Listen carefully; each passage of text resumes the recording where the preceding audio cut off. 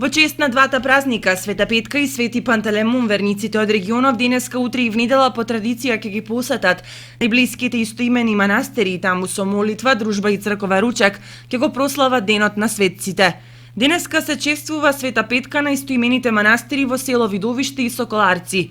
Многу приказни, митови и преданија се раскажани токму за овие две места, каде вистински чуда се случувале. Постарите жители раскажуваат дека локациите каде се изградени манастирите се просветени и на нив во минатото се прикажувала жена во црно, чиј опис одговара на светицата која меѓу народот важи за заштитничка од болести и несреќи.